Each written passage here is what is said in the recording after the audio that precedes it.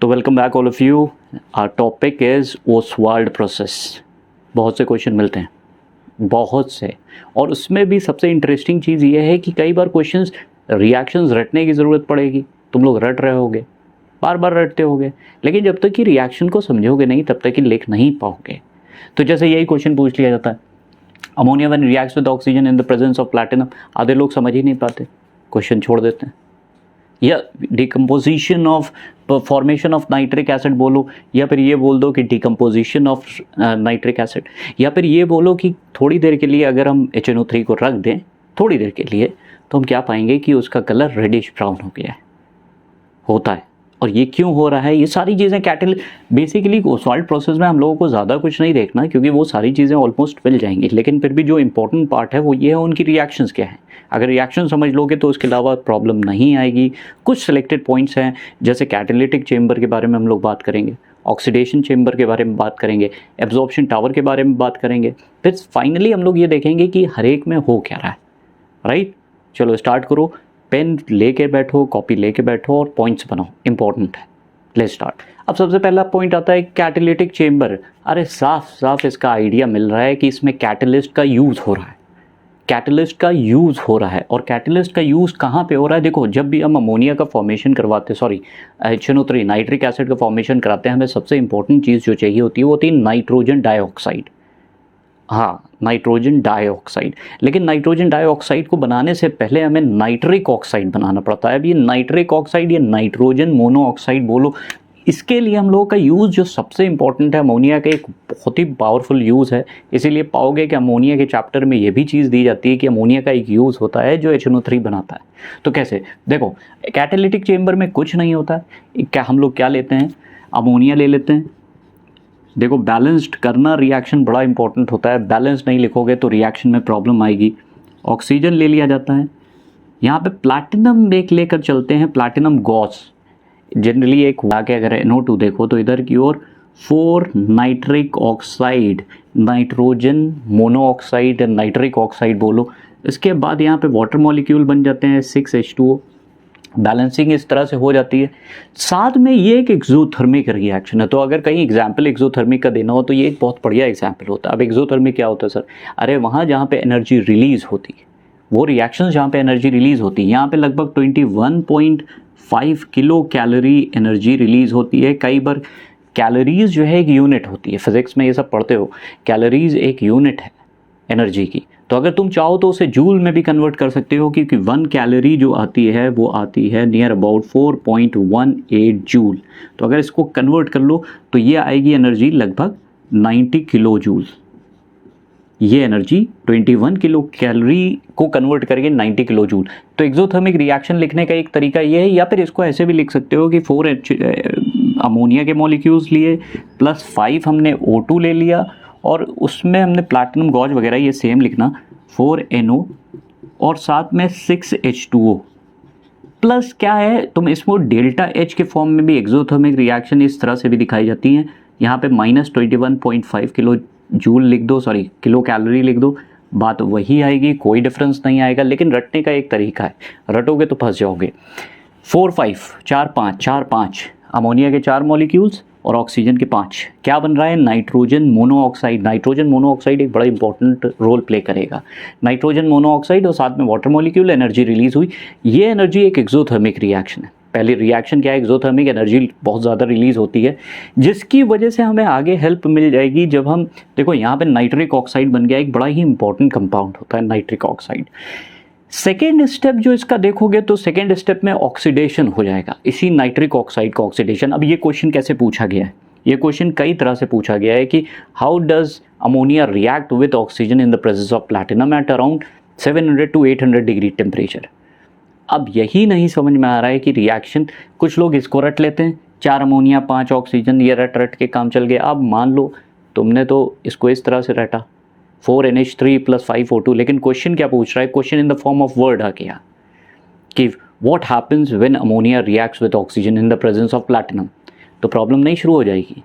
तो एक तो इक्वेशन पढ़ो, साथ में वर्डिंग को भी ध्यान रखो। Wording is very important. Second example होता है यहाँ पे ऑक्सीडेशन चेंबर को हम लेकर चलते हैं। अब ऑक्सीडेशन चेंबर अपने आप में बता रहा है कि कोई चीज़ ऑक्सीडेशन का मतलब क्या होता है? एडिशन ऑफ ऑक्सीजन, या फिर हम दूसरे वर्ड पे बोले रिमूवल ऑफ हाइड्रोजन।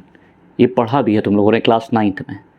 तो ऑक्सीजन का एडिशन अगर करवा रहे हो तो देखो क्या होता है, ये नाइट्रिक ऑक्साइड बेसिकली। एक और इम्पॉर्टेंट पॉइंट है इसमें कि हम लोग जब भी ये रिएक्शन करवाते हैं ओसवाल्ड प्रोसेस, तो ओसवाल्ड प्रोसेस में 1:10 का रेशियो लेकर चलते हैं। रिएक्टेंट अमोनिया जैसे मान लो हम लोग जो रिएक्टेंट लेकर चले वो 1:10 का रेशियो। 1:10 का मतलब कि अगर मान लो रिएक्टेंट 1 ml है तो 10 ml हम ऑक्सीजन लेकर चलेंगे, ठीक है। तो इसको ऑक्सीजन सप्लाई, ऑक्सीजन की रिक्वायरमेंट बहुत ज़्यादा है, देखो यहाँ पे भी यूज़ हो रही। अगला स्टेप आता है ऑक्सीडेशन चेम्बर। ऑक्सीडेशन चेम्बर की भी रिएक्शन इंपॉर्टेंट है। और यहाँ पे होता क्या है कि ये नाइट्रिक ऑक्साइड जो यहाँ से बनी, ये 2 नाइट्रिक ऑक्साइड ऑक्सीजन के साथ रिएक्ट कर रहे हैं और नियर अबाउट 50 डिग्री के आसपास टेम्परेचर है, और ये बना देगा 2NO2। तो हमें पता होना चाहिए नाइट्रोजन डाइऑक्साइड का कलर जो होता है वो रेडिश ब्राउन कलर का होता है, या ब्राउन कलर की गैस होती है। बहुत इंपॉर्टेंट पार्ट होता है। What happens when nitric oxide reacts with oxygen at around 50 degree temperature. लो, तुमने रटा और ये पूछ लिया गया। तो नाइट्रिक ऑक्साइड ऑक्सीजन के साथ रिएक्ट कर रहा है, फॉर्म कर रहा है नाइट्रोजन डाइऑक्साइड जिसका कलर है रेडिश ब्राउन। अब क्वेश्चन इस तरह से भी पूछ लेते हैं, what happens when nitric oxide और nitrogen monoxide reacts with oxygen, it gives you reddish brown color. Identify the gas, NO2। तो ध्यान से ये बात समझ लो कि ऑक्सीडेशन चेम्बर, कैटालिटिक चेम्बर में हम यूज़ कर रहे हैं कैटलिस्ट का, इसलिए उसका नाम हो रहा है कैटालिटिक चेम्बर। सेकेंड में हम यूज़ कर रहे हैं किस चीज़ का? ऑक्सीडेशन हो रहा है। ऑक्सीडेशन का मतलब एडिशन ऑफ ऑक्सीजन। देखो पहले नाइट्रोजन के पास एक ही ऑक्सीजन था, अब कितने हो गए? इस नाइट्रोजन के पास 2 ऑक्सीजन हो गए, 1 ऑक्सीजन ऐड हुआ, इसका मतलब ऑक्सीडेशन हो रहा है। लेकिन साथ में यहाँ पे एक और चीज़ है कि ये जो रिएक्शन करवाया इसमें नाइट्रिक ऑक्साइड बना। इस नाइट्रिक ऑक्साइड का जो टेम्परेचर है वो नियर अबाउट 700 to 800 डिग्री है, तो हम इसे 50 डिग्री कैसे लिख रहे हैं? भाई जो गैस, अगर मान लो कोई भी गैस है, तुम पानी को बॉईल कर रहे हो तो वेपर्स जो बनेंगे उनका टेम्परेचर नियर अबाउट 100 डिग्री होगा ना। उसी तरह से ये गैस क्योंकि 700-800 के अराउंड ये रिएक्शन कराई जा रही, नाइट्रिक मोनोऑक्साइड जो नाइट्रिक ऑक्साइड का जो टेम्परेचर होगा वो 700 to 800 के आसपास होगा। तो उसको ठंडा किया जाता है, ठंडा करते रहते हैं ताकि वो टेम्परेचर डाउन आ जाए। क्वेश्चन ये पूछा जाता है, लिख लेना एक important question, why do we use temperature at such a lower level? क्यों इतना कम टेम्परेचर यूज़ करते हैं?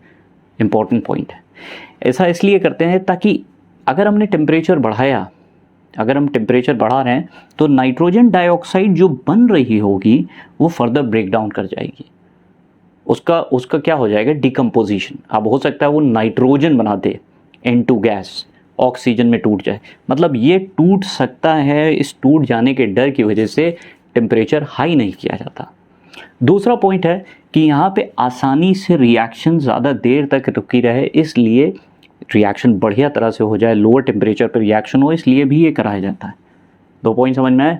नेक्स्ट पे इंपॉर्टेंट सेकेंड पॉइंट पे हम लोग चलते हैं, वो होता है absorption tower. Important, one of the best reaction, wait करो और देखो, ठीक है। तो नेक्स्ट आता है एब्जॉर्प्शन टावर। इसमें क्या होता है? देखो नाइट्रोजन डाइऑक्साइड जो थी वो बन गई ना, nitrogen dioxide, nitric second oxidation step से हम लोगों ने नाइट्रोजन डाइऑक्साइड बनाया जिसका रेडिश ब्राउन कलर है, मत भूलना। अब बड़ा एक इंटरेस्टिंग रिएक्शन होता है, उसमें क्या कराते हैं हम? ऑक्सीजन के साथ रिएक्ट कराते हैं। होता क्या है, हम एक यहाँ पे एब्जॉर्प्शन टावर इस तरह से होता है कि यहाँ लेयरिंग के फॉर्म में अलग अलग बुक्स में अलग अलग डायग्राम दिए होते हैं। यहाँ पे पानी स्प्रिंकल होता रहता है ऊपर से, छोटे छोटे ड्रॉप्स, जैसे अब मिस्ट नहीं बनती है वैसे पानी ड्रॉप चलते जाते हैं और गैस नीचे से ऊपर की ओर जाती है। और यहाँ पे लेयरिंग जो होती है, इसके डायग्राम्स इंटरनेट पे बहुत अवेलेबल हैं, कुछ भी यूज़ कर सकते हो। क्वार्ट्स होता है, क्वार्ट्स का काम क्या है? पूछा जाता है why do we use quartz in absorption tower?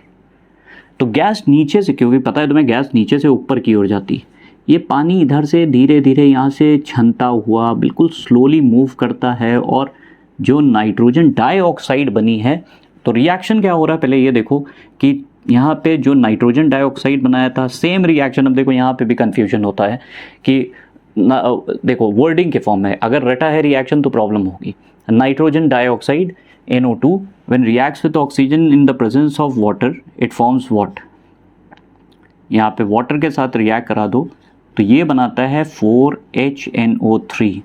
तो एक तरफ तो बैलेंसिंग याद रखनी है, दूसरी तरफ तुम क्या देख रहे हो कि हमें ये भी देखना है कि ओवरऑल बैलेंसिंग हो, दूसरा इन द फॉर्म ऑफ वर्ड्स। अगर तुमने इस तरह से याद किया है 4NO2 plus O2 plus 2H2O gives 4HNO3, लेकिन तुम्हें नाम ही नहीं याद है, तुम्हें ये नहीं पता HNO3 को हम नाइट्रिक एसिड कहते हैं, तुम्हें ये नहीं पता कि हम नाइट्रोजन इस मॉलिक्यूल को हम नाइट्रोजन डाइऑक्साइड कहते हैं, तो रिएक्शन क्या कर पाओगे? पॉसिबल ही नहीं। तो इसलिए क्या करा जाता है, पूरा याद रखो। जैसे वैसे भी यहाँ पे अगर काउंट करके देख लो, 4 नाइट्रोजन है, यहाँ पे भी 4 नाइट्रोजन है, हाइड्रोजन देख लो 4 हैं तो 4 हाइड्रोजन है, ऑक्सीजन ओवरऑल 4 हैं, 2 4 और यहाँ पे 4 2 8, तो कितने हो गए? 12। 4 2 8 4 3 12। ये रिएक्शन वैसे भी इंपॉर्टेंट है, क्यों अभी हम बताते हैं इसके बारे में। लेकिन ये बन कैसे रहा? तो नाइट्रोजन डाइऑक्साइड ऊपर की ओर उठ रही, क्योंकि गैस है वो ऊपर की ओर जाएगी, ऊपर से धीरे धीरे पानी उसको मिस्ट के फॉर्म में वो नीचे की ओर उसको क्या कर रहा है, उसके साथ रिएक्ट कर रहा है। ऑक्सीजन ऑलरेडी प्रेजेंट है, हमने बताया शुरुआत में ही कि हम लोग 1:10 का रेशियो लेकर चलते हैं। ऑक्सीजन हमेशा ज़्यादा ली जाती है, क्योंकि पूरे ओसवाल्ड प्रोसेस में ऑक्सीजन का बहुत ज़्यादा यूज़ है। तो ये नाइट्रोजन डाइऑक्साइड धीरे धीरे ऊपर उठ रही है और पानी के साथ, और ऑक्सीजन यहाँ पे अवेलेबल है, उसके साथ रिएक्ट कर रही है और वो HNO3 बना रही, जो एब्जॉर्प्शन टावर में यहाँ टैब होता है, जैसे घर पे टैब होता है वैसे ही टैब से हम लोग इसको निकाल लेते हैं। यहाँ पे HNO3 ये निकाल लिया जाता है, बहुत इंपॉर्टेंट चीज़ है।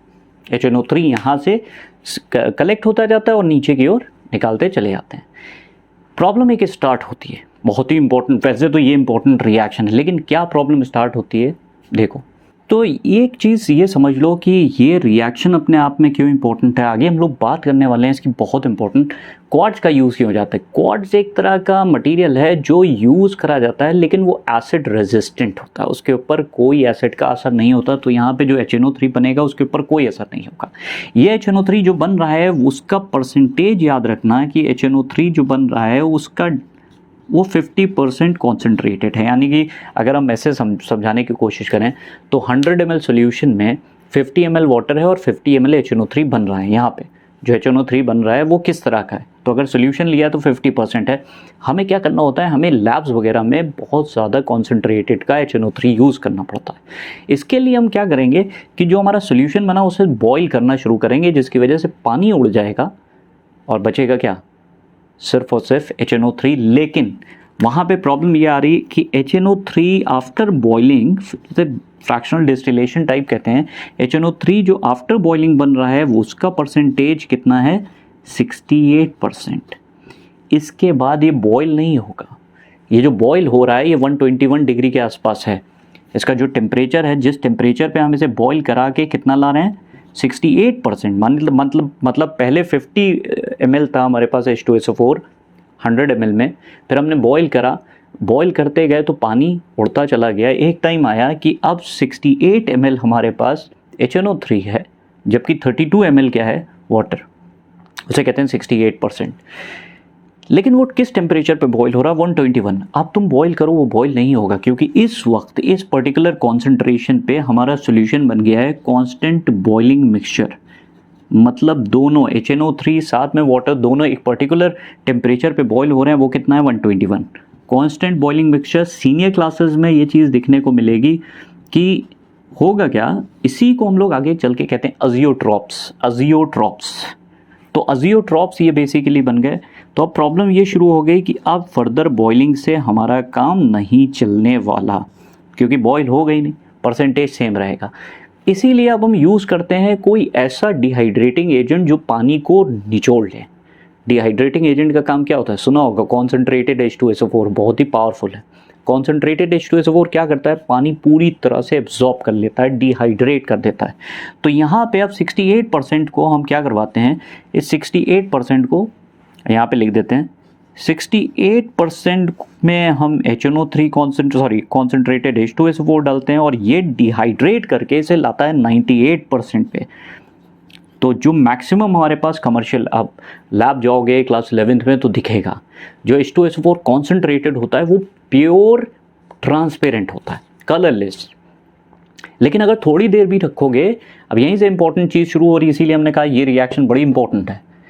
थोड़ी देर भी अगर प्योर H2SO4 को तुमने रखा तो वो ट्रांसपेरेंट के बजाय थोड़ा सा येलोइश कलर ले लेता है। येलोइश ऐसा इसलिए होता है क्योंकि यही रिएक्शन को उलट के लिख दो, इसी रिएक्शन को उलट के लिखो तो ये पाओगे कि HNO3 जब रिवर्स करके लिखा जाता है, HNO3 टूटता है, सनलाइट की प्रेजेंस में टूटता है, टेम्परेचर थोड़ा सा, तो देखो कैसे रिएक्शन, यही रिएक्शन को हम उल्टा करके लिखेंगे। देखो तो हो क्या रहा है, देखो HNO3 जो लिया था, जो HNO3 बना है प्योर कॉन्सेंट्रेटेड 98% वाला, वो डिकम्पोज हो रहा है किसमें, NO2 में, और इसका कलर येलोइश रेडिश ब्राउन होता है, ये येलोइश ब्राउन होता है, येलोइश ब्राउन टाइप का कलर होता है, ब्राउन कहना भी ज़्यादा सही है, ब्राउन कलर होता है, जिसकी वजह से सोल्यूशन में, भाई ऐसा तो है नहीं, सोल्यूशन में तो अरबों खरबों मॉलिक्यूल्स हैं। अगर हम सोल्यूशन की बात करें, there are billions of molecules, उनमें से कुछ मॉलिक्यूल्स टूट गए हैं जिसकी वजह से उसका कलर रेडिश ब्राउन दिख रहा है, क्योंकि उसके टूटने की वजह से जो गैस बन रही है वो है नाइट्रोजन डाइऑक्साइड, जिसका येलोइश ब्राउन कलर होता है। ये रिएक्शन अपने आप में बड़ी इंपॉर्टेंट है, ये आगे चल के डिकम्पोजिशन ये पूछा जाता है। If we keep concentrated HNO3 for few minutes or on a standing, it gives yellowish color, it becomes yellow, it gets tinge of yellow color, brown color.